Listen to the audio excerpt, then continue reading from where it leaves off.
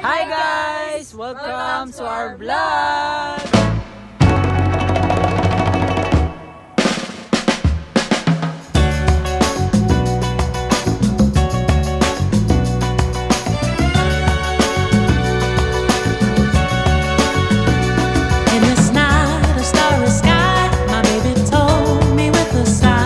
So right now, we're currently looking for places that have radioactive pollutants. So here in Iligan City, there's no certain places na radioactive pollutants na nag-exist. So right now, we'll try our best to look for low-level radioactive pollutants such as hospitals, clinics, and etc. So come with us as we explore the city!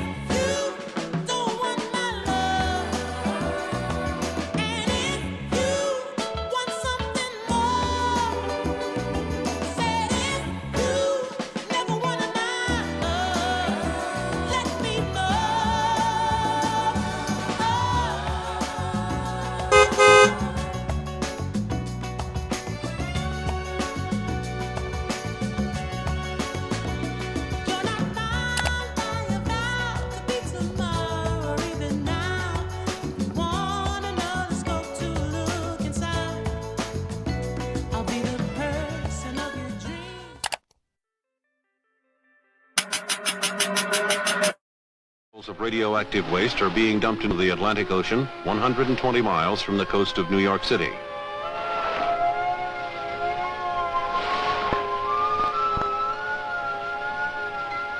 The radioactive waste will remain deadly for hundreds of thousands of years, and it is hoped that it will remain isolated from man and the environment at the bottom of the ocean forever.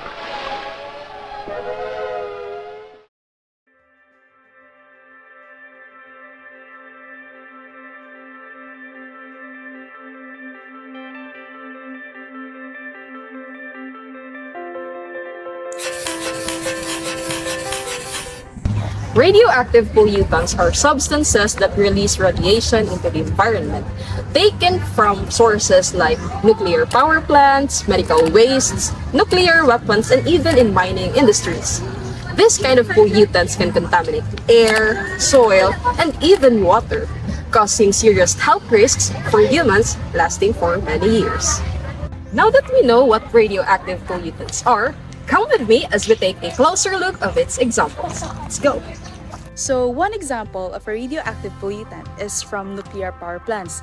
In Jakarta, Indonesia, a special task force recently found traces of cesium-137 at 22 production sites.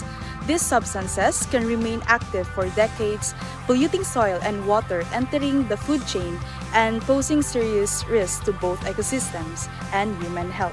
So the second one is from mining and processing of uranium and thorium.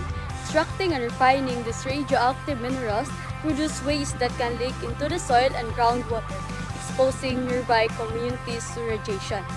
The last one is from medical waste. Hospitals use radioactive materials for cancer treatment and medical imaging. So improper disposal of this waste can pollute the environment and endanger human health.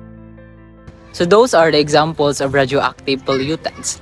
It is categorized based on the intensity of radiation and the amounts of radioactive presence in the material or the environment. The first one is the low level. Contains small amounts of radioactivity with minimal risk to people and the environment. The next one is the intermediate level. So contains higher amount of radiation, requires shielding but not cooling. So the last one is the high level. So it is highly radioactive and generates a large amount of heat, needs both shielding and cooling. So those are the different levels of radioactive pollutants.